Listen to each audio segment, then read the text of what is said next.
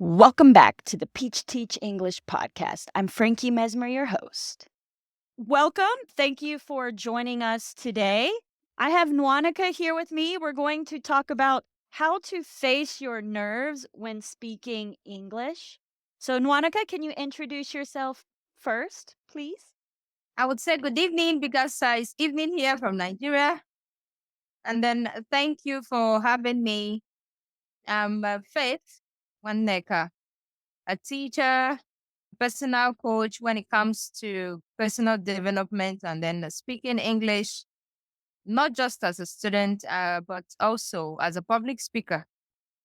And Oh, so today we'll be having a conversation on the topic overcoming nerves or what we call anxiety in English conversation.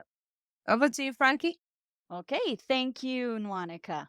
And for those of you who don't know me, my name is Frankie Mesmer. I'm from the United States, but specifically Savannah, Georgia.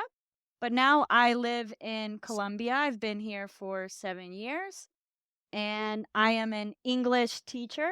And my goal is to help students become confident in speaking English so that they can grow in their careers, have better travel experiences, and just meet people from around the world and have nice relationships. Okay, let's go ahead and get started here.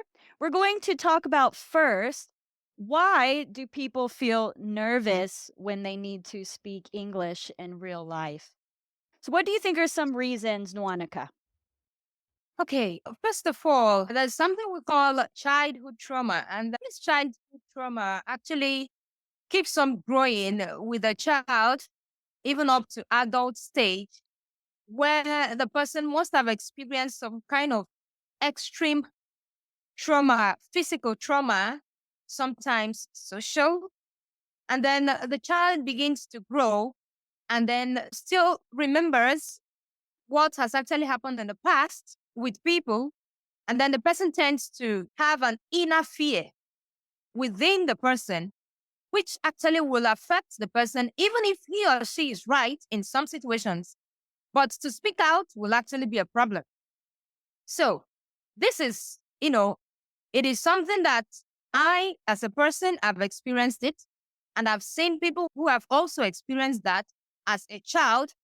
Sometimes in the society now, we talk about what we call maybe bullying, or we talk about somebody being molested. When it comes to upbringing of a child, we'll actually continue to bring a memory to that person. And then that fear, can I talk?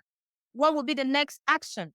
So it is a one key that has actually made so many people find themselves nervous when they are in a crowd or they are expected to speak. Chronic conditions when it comes to mental issues. There are people who are having issues. Why the fear? The person has an internal issue that needs to be treated. And as a child, if a child has such a chronic condition and maybe the parents do not actually look into it very well, it will actually bring such an individual down to the extent that the person begins to have frequent heart racing, frequent shivering when it comes to you are expected to talk, you are expected to deliver a speech, and right on the stage, the person begins to shiver, the hands and everything, physical condition that even the audience will begin to question what is happening. Now, if a child begins to develop fear when the class teacher always delivers homeworks to them, and then the child begins to feel nervous and then scared of the teacher. Now, at this point, the teacher has to, with all sincerity, study the type of bills he or she has. How do I follow them? What is actually their fear? Now, some of them, they try to show themselves even right in the class. It takes the ability of the class teacher to actually figure out what actually is the problem. Where is it coming from? But in rare case, in this particular issue, It's actually rare, but it is there. And you in a situation where you find that a student would tell you, I don't like this teacher. Not that the person do not like the teacher, but the person actually do not like what is coming from the teacher. So it brings up fear. That anxiety will be there. And then the child continues to grow with it. And if he or she continues to grow with it, you will still find out that person always remains mute, even in the class. Yes, the person cannot even stand up and then to talk. You can't open up to your problem. You can't speak to someone because individuals have different psychological problem that needs to be, taken care of. Now, another issue is lack of support. We take a child one on one. Now, one on one teaching brings that child close to you. You try to nurture the child, not just as a teacher, but also as a parent.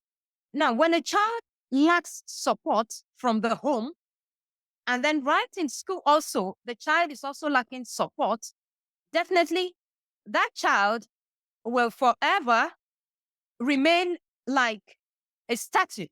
Statue in the sense that he or she does not have any backup.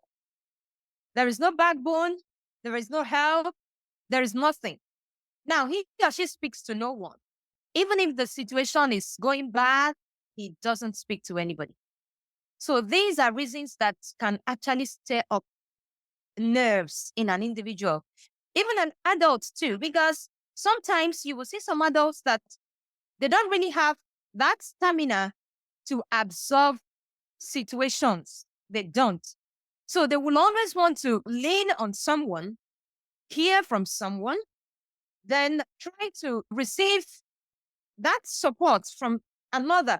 But when he or she is not seeing it, there is nothing he can do. He can only continue to live his or her life the way he has seen it or she has seen it. That is it. Now, there's something we also call panic disorder. This panic disorder is actually a fear that grows inside an individual and which might cause a physical display when that individual is actually called up on stage. And that is where you will see heart racing very high. That is where you will find dizziness. The person will feel very tired, very dizzy. And then at that point, the memory is no longer in control. Everything within the person is off. So panic disorder actually destabilizes an individual. And it is something that so many people have, but they do not know how to handle it. Can actually try to take a breath and then calm down, but it might still not go far if the person does not actually continually do a presentation to be able to overcome such kind of disorder. Is very important. Now, lastly, we're going to be talking about what we call separation anxieties. This one actually has to do with maybe children who are separated from their guardian or their parents from childhood. Now, staying with a stranger, and then you are trying to study the person is trying to bring you up, not as your parents, but as someone who you have found yourself under. That child will actually continue to feel the vacuum will be there. Yes, because as a human being, you know when someone is treating you good and when someone is treating you bad. So that separation anxiety, it causes a lot in the life of every child.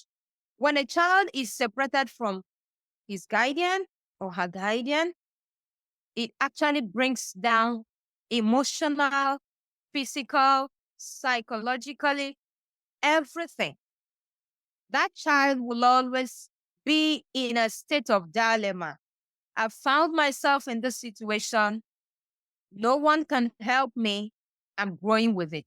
You went really deep, and it's not just like the surface problem, but really where could this problem have started from in the first place? And if we can heal those, then yeah, we should become very confident moving forward.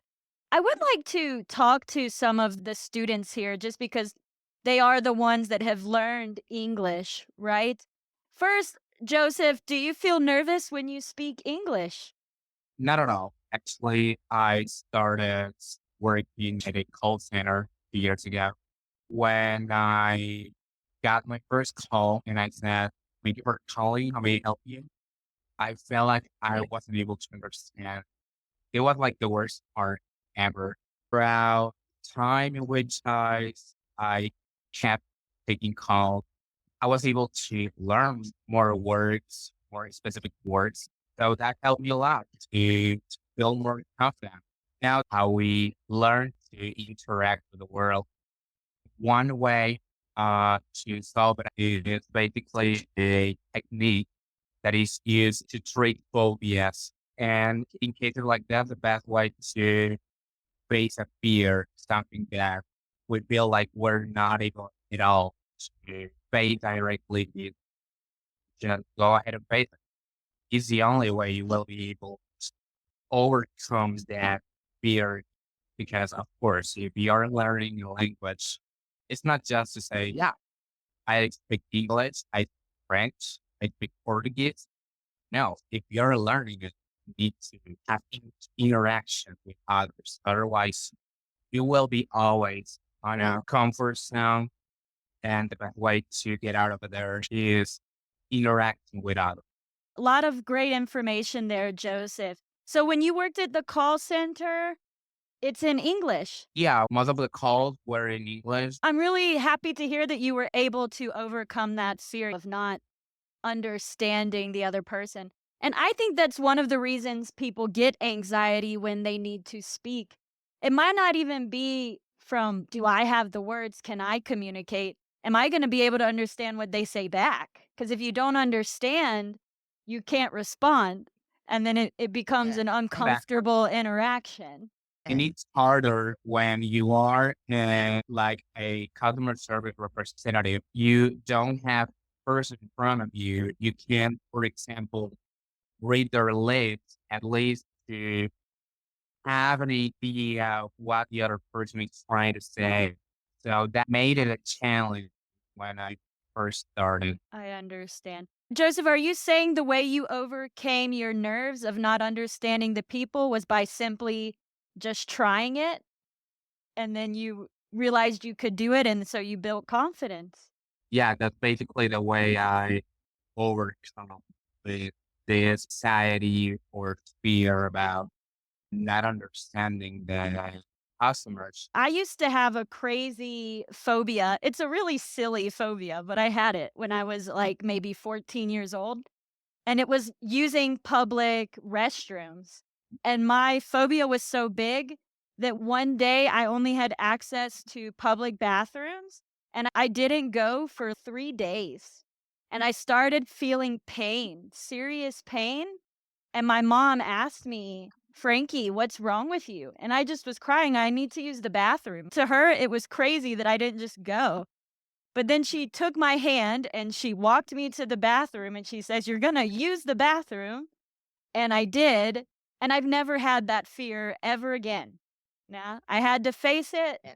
and it cured me. But I was literally putting myself Yeah. through physical pain from this fear. It's crazy what our psychology can do to us. Yeah. What about you, Arshad? Do you get nervous when you speak English? I'm Arshid Akbar from Pakistan. Basically, over here in Pakistan, most of our books and all of them, they are in English over here. This topic is very important, like nervous in speaking. We are so nervous because of the judgment. If I say something, it will be wrong. So then I will be very ashamed in front of the people. I think that's one reason we are nervous, and another one is the lack of confidence in language. Because in our country, this is not our native language, and we are speaking mostly in our other languages. So that's why one thing over here, when we are talking on some topic, we are overthinking, and the outcome of that conversation, we still feeling like if we speak in English continuously, we will do some mistakes. That's fear in our mind. Practice is very important thing. We have a very less practice over here because most of our people are well educated, but they fear speaking of English. Because of this, they fear that they will make a mistake. So that's why they will not speaking English fluently. But I think that if we speak in this language and we get away that fear that we will do some mistakes. So if we do some mistake, we will learn and other people will guide us. Like, don't speak like this. So that's why in our classes, we speak in English. Like we are teaching, my subject is chemistry.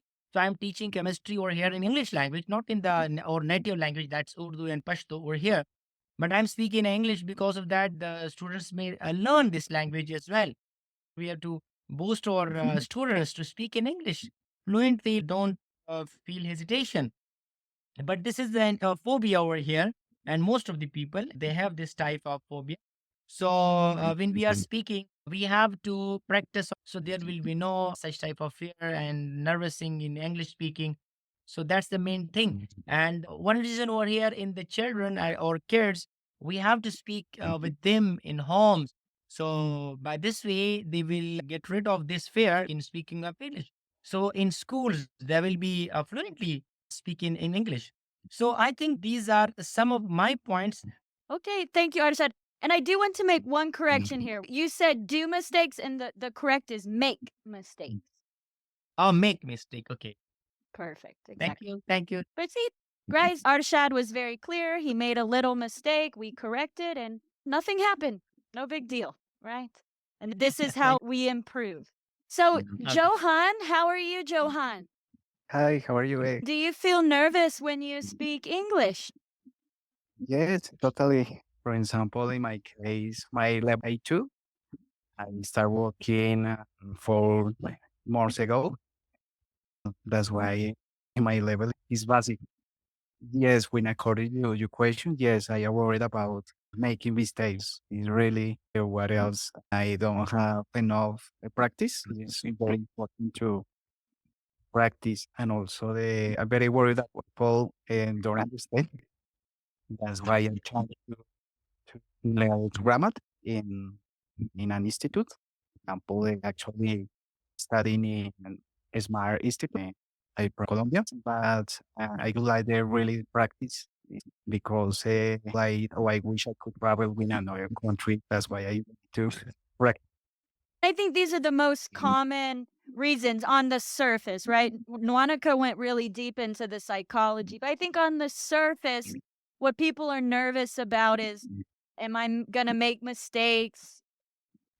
Is my pronunciation okay? Am I going to understand the other person? And I really think all of that starts because you haven't practiced it. The more we practice, we realize it's okay to make mistakes. And at the same time, you fix those mistakes. So you're getting better, which will naturally build your confidence. So it goes together. I think we looked at some like really deep psychological causes. We've also talked about some of our personal struggles. So really thanks for sharing, everyone. Nwannekae, why don't we go ahead and move on to our next part of this event, which is why is overcoming nerves important? Why do we need to overcome these nerves? Oh, thank you, Frankie. First of all, as an individual, I don't think personally that we should fear when it comes to speaking. Every individual should be standing when it comes to speaking. Whether you are correct, whether you're making a mistake, it doesn't matter. What matters is, are you passing a message? Because even if you're making a mistake, somebody will be there to correct you. Yes. So it is very important that we do away with fear. We do away with being overwhelmed with anxiety. It is a no. How do you move forward? If you're scared, how do you get to know things? If you're scared, how do you move around? How do you tend to get what you want to get? So when it comes to that, as far as I'm concerned, and when I am coaching children, I will always tell you that I have no fear, and then you too, you should have no fear. So it is very important we do away with it.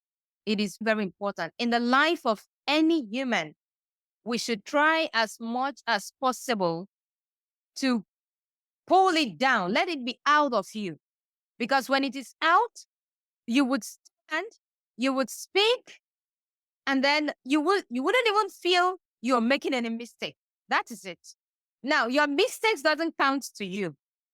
And when your audience notices that you are still standing and making a mistake, but you are still proud standing, they would see your mistake as nothing. Yes. And so I advise everyone, try to overcome anxiety, try to overcome nerves. Yes, naturally it comes, but it is within you to overcome it. And I believe people can overcome it. It is very important for you to overcome it so as to grow, so as to be able to communicate, so as to be able to associate. Because speaking has to do with social life. Now, when you don't have a good social life, it looks as if you are not in the society. And when you are not in the society, you are lost. That is it. You are lost. Great advice. Very inspirational. Nwannekae, I love it. Yes. I think it's also important, guys, to recognize it's okay to feel nervous. Everyone feels nervous sometimes. Oftentimes, we're nervous because we want to perform well. But when you feel those nerves, you have to channel it. And you can channel it into fear and you run away, or you can channel it into a challenge and you accept it and you grow.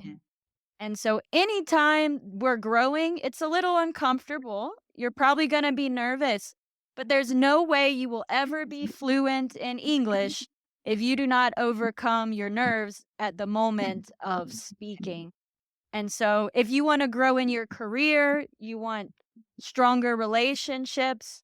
And really, guys, when you overcome your fear of speaking English, you're also overcoming your fear in other areas of your life as well.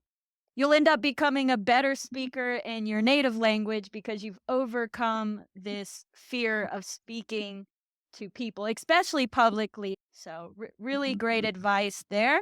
Now, guys, the next step is how, right? We know it's important to overcome these nerves, but how do we do it? Someone can tell you, just be confident, but that's not really helpful. So, do you have any great tips, Nwannekae? Okay. First of all, Frankie, every individual has to be ready. You have to be ready with your materials, ready with what you have to deliver. And that is where we look into practice.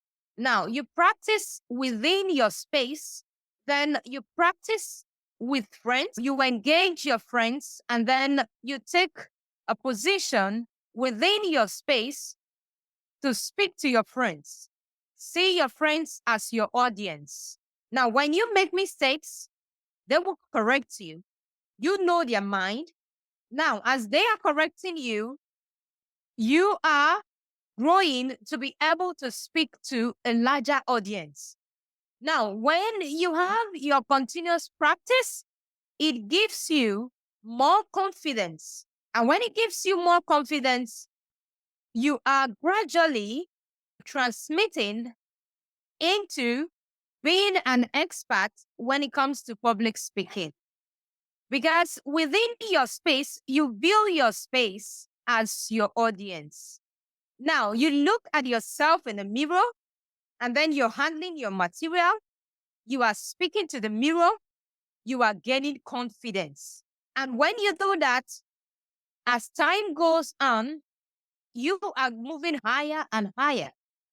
The fear, the anxiety, you begin to drop them. Gradually, you begin to drop them. Because as you're speaking to your friends, you are not seeing them just as your friends, you are seeing them as your audience. And then they will be the ones to tell you where you have loopholes, where you should put emphasis on, places that you should stand more for you to be able to speak to a larger crowd. Now, the next thing is you getting comfortable. Be comfortable in your space. Even if you come out, you will still stand comfortable. Take a good posture. Do not move around. Do not look around. Focus. Be focused. And when you're focused, you don't see anything within you. You are only seeing yourself, your material, the speech you're giving as you're hearing it. And that is all. Before you know it, you begin to overcome whatever nerves, whether physical, whether emotional, it begins to drop. And then gradually, you are passing stage by stage. You are going to be a genius. Yeah. Nwannekae, I'd like to add something, especially when you're public speaking. You're worried that maybe the audience is going to judge you if your performance Yes. isn't the best, if you make mistakes. But guys, do you really think the people in the audience or the person you're talking to wants you to fail? Do they want you to do a bad job? No, they want to see you succeed. What they care about is the message that you're going to communicate to them. They're probably are just going to be kind and they're ready to hear what you really have to say. So we can put that fear aside and just focus on the message, which is my next strategy. Focus on the message, not perfection. Okay. The main goal is to communicate your idea to that other person. Of course, over time, you want to limit your mistakes, you want to improve your level, but the most important thing is the message. And tell yourself that when you go to speak so that you can be kinder to yourself when you make a mistake. Excellent. Do you have another tip, Nwannekae? Yes. As a coach, I will always tell my pupil when you are about to give a speech or you want to present something, not necessarily a speech, you meditate on it for some time, talk to yourself, take a breath, and then tell yourself, I can do it. And then you step out. Because when you don't meditate on it, you don't turn it over and over again. When you step out, you might make mistakes. Yes, your audience are viewing you as an expert. Now, they want to get an information from you. And I don't think that you should make a mistake. The message you are passing should be very clear with the simplest language so everyone could understand. So when you meditate on your material, when you take a look at it and then you come out confident, you take a nice posture, you take a good breath. Very importantly, some people do not have enough rest. And it is very necessary before you come out for any presentation, a day before that day, you should give yourself enough rest. Because you might, at a point, begin to feel dizzy, which is not supposed to be. So when you have enough rest, the memory calms down, your nerves also relaxes, you are okay, you are good to go internally and physically. I advise that a good amount or good hours of rest will go a long way to help you. Oh, yes. Sleep, diet, exercise, all of this is so important for our health, but it also affects our psychology and our performance, Nwannekae. It's a good advice, too. Does anybody else want to share any strategies for overcoming nerves? Go ahead, Shahir. Hey, Frankie. So this is all about what strategies, how we have to overcome it. So we have to practice. It teaches how you struggle for that. If you don't understand, that's fine. You can search everything on internet. Then it will teach you what you have to learn so far, your mistakes, how we have to overcome it. I understand because we're sleeping very late. Exercising is very important for our body. We have to take some break, not to work a lot, and it can damage our minds after you complete your work. So you have to practice daily, day by day. Then you can work hard with confidence. This is my point. Yes, I think a lot of what we've said here, one of the initial things you have to do is ask yourself, why am I nervous? And if it's not a good reason, yeah, throw that reason in the trash. But look deep in yourself and try to find what's causing you your nerves. And then we need to prepare, we need to practice, we need to make healthy decisions. And we just need to remember the message is the most important. Yeah. And don't be worried about mistakes, right? Mistakes means we're growing. And so you're on the right path. Okay. Nwannekae, do you have any tools or resources that you would recommend for students who are nervous about speaking? Well, first of all, every student should be a good reader. Every student should love to read. Now, when you pick up a magazine, then you run through magazines, you go through novels, then you listen to speeches, you listen to talks online, you visualize yourself looking at an individual, you look at yourself standing like that person. Try as much as possible to watch things on the internet. Now, what I call shadowing is also very important. Shadowing in the sense you are trying to speak after someone. The person is speaking and then you try to follow suit. Now, as you're following suit, you are practicing, you are learning how to speak. Your composure is very important. And that is why I always advise that you watch, because I know that visuals are very important. And visuals are materials that when you look at them, when you watch them, it sticks. So a continual listening to talks, reading of magazines, watching televisions on the internet is a very good way for someone to actually become an expert when it comes to speaking. Because I know that some do not even want to come out to say hello. But when they continue to watch someone say hello and then they respond, hi, it stimulates a continual practice. And that is where shadowing comes in. Okay, as a teacher, I always practice with my children. When I'm actually reading a story to them, when I read, I ask them to read after me. Now, for those of them who are always mute in the class, when I say read after me and then they follow suit, that child begins to come out from his or her shell. And then he or she begins to learn how to respond back. And when the person begins to learn how to respond back, that person actually begins to socialize, because I know that some parents will tell you that my child doesn't even speak to me in the house. So how are you not telling me that he or she speaks in school? Look at the practice we do in school. You as a parent, go back home, continue with it. Always try to create a conversation with a child. Always try to talk to the person and then wait until he or she responds. With that, you would see that a child who is actually having such kind of issues will begin to talk to you. And even some adults do not really want to talk. They are not a talking type. They are not a social type. But within 2-3 weeks around me, the person begins to speak.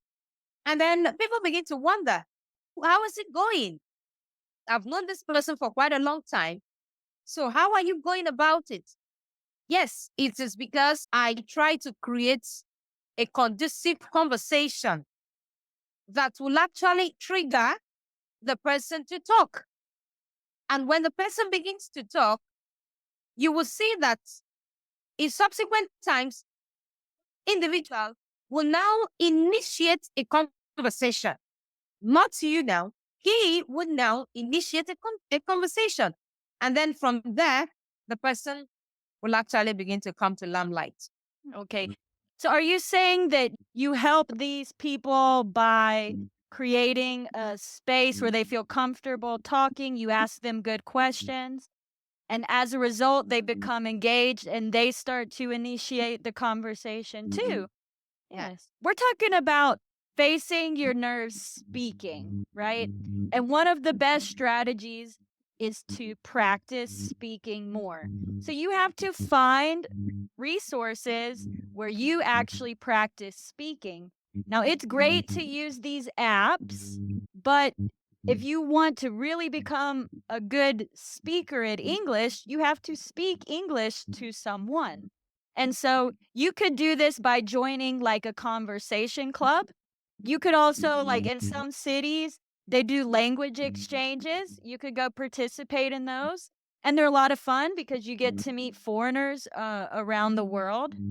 Okay. If you want some personal attention, you could use some different websites to find a tutor to speak with.